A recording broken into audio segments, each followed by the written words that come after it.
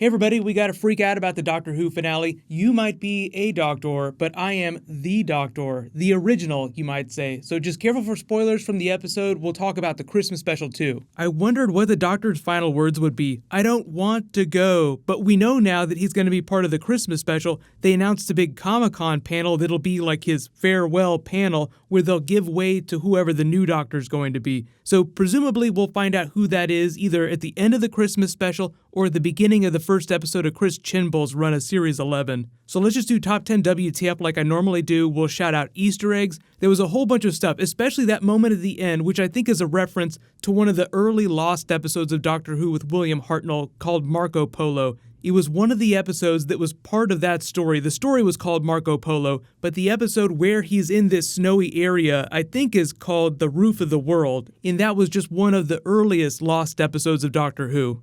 But number 10, the creepy reveal of the upper level with Bill and the Doctor. So you have this big saga of Bill, they flash back to number 9, the two masters just getting it on with each other. There was this weird psychosexual thing going on between the two of them. Missy had her shit together through the episode because she's come through that big arc where now she's on Team Doctor, but the Master isn't having any of it, so he's just as evil as he's ever been. So John Sim did a fantastic job of making you hate that character again. Like, you love to hate him. He did an amazing job, so I love the character, but you're meant to hate him. So they did as many things as they could through the episode to make him feel irredeemable, so you would cheer his eventual death. And I love the way they ended that character too. We were always heading for this. No, we were always heading for this, shooting ourselves in the back. But I was really happy with the way they treated Bill's character. So number 8, the Doctor turns the Cybermen on them with Missy and Bill's help. So inadvertently it seemed like Missy was helping him even if she wasn't actually trying to help him. But it was a great setup for Bill's arc during the episode because even though you're pretty sure that she's not going to be fixed, the Doctor even admits to it. You know, I'm not lying when I said that I've tried to fix you, but he's also honest with Bill when he says that they're probably not going to be able to get out of it. So it takes her a while to come to terms with her own death, and the Doctor as well, because he slowly starts regenerating through the course of the episode. But number 7, that WTF reveal where they show her and you're like, oh my god, she's fixed. But then you see the mirror and you learn that you've been seeing this from Bill's perspective for the whole episode. So they play with the camera in really funny ways. I actually like the way they did that because normally you're watching an episode of Doctor Who and the Doctor is the main protagonist, so you're viewing it through him. But then you see Bill with the shadows, like she sees the shadow of the Cyberman helmet. Number 6, the Cybermen are coming, so it turns into the Alamo. They even have some spaghetti western music. It feels like Ennio Morricone. Like they know that they're going to die. At least the Doctor knows that he's going to die, but he's going to make a last stand and save as many people as he can. So it's a great rollout. I love the way they explain the time dilation field. So it gives the classic Mondas Cybermen time to create the newer versions of the reboot Cybermen. So you probably picked up that there was a lot of stuff going back to the first Doctor. We literally saw him during the episode. So they did a good job of mixing the really classic stuff going back to the beginning and doing the modern stuff too. But number 5 was the Doctor's Stand With Me speech. He explains to Missy and the Master that I don't do what I do to win. It's not about winning. It's about doing what's right and about being kind. The Doctor had a lot of great lines during the episode, a lot of really classic moments, but this was probably the best speech, where it's meant to be this big call to action, and I love the way that John Sim's Master responds to it. This is the face of the person that didn't hear anything you just said. And the way that Michelle Gomez was playing her character through the whole episode was great, because you feel like the look in her eye means that she has some secret plan that she hasn't revealed yet, even though she's feigning that she's not on the Doctor's side. So it was a nice twist when they both try to bail and she says, nope, sorry, not gonna happen. But number 4, Welcome to the Sisterhood. I love the way they play with their time loop because you know that he has to get away so that he can regenerate into her, so they have to explain how that happened. But then when she says it was always heading towards this, us standing with the Doctor, he isn't having it at all and kills her. And Michelle Gomez did say this would be her last series, so she's not going to surprise show up during Series 11, but that's not the end of the Master character. Doctor Who breaks all of its own rules all the time, so there will be a Master at some point in the future, but because Moffat waited so long to bring the character back and we saw them come back in such a big way with the John Sim version of the character, it just feels like they're not going to go straight to the Master in Series 11 or even Series 12, so it'll probably be a while before we see them again. But number 3, this actually turned out to be set up, but it was a great line. I am not a doctor. I am the Doctor. The original, you might say.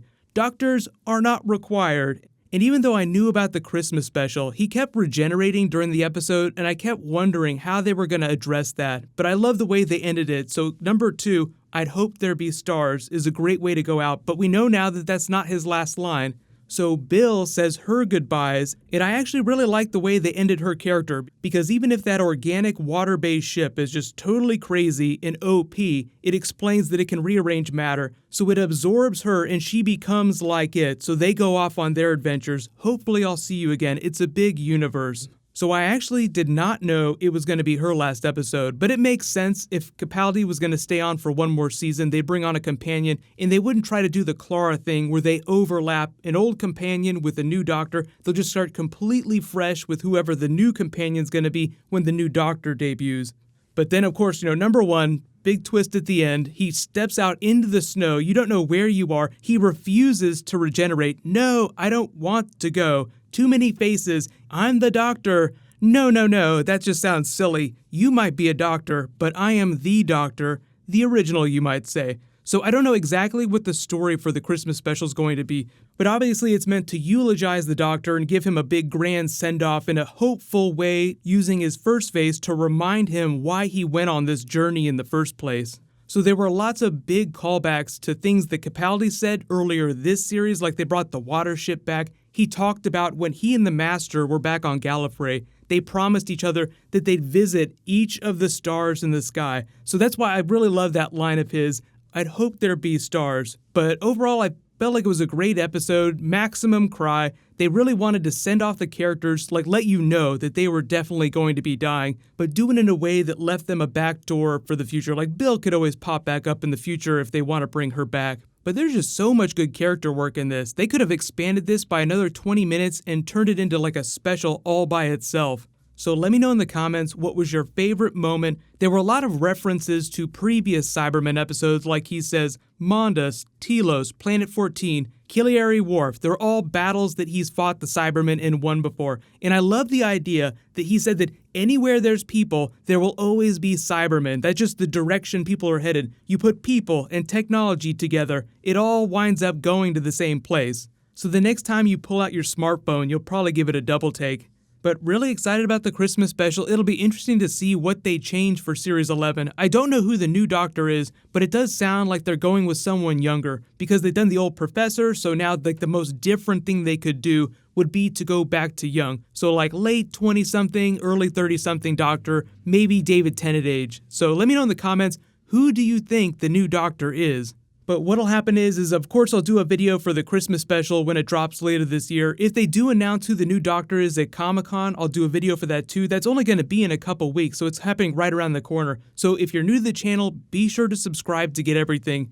But while you wait for everything, you can click here for brand new Rick and Morty, and you can click here for my Spider-Man Homecoming review. Thank you so much for watching. Everybody stay awesome. I'll see you guys tonight.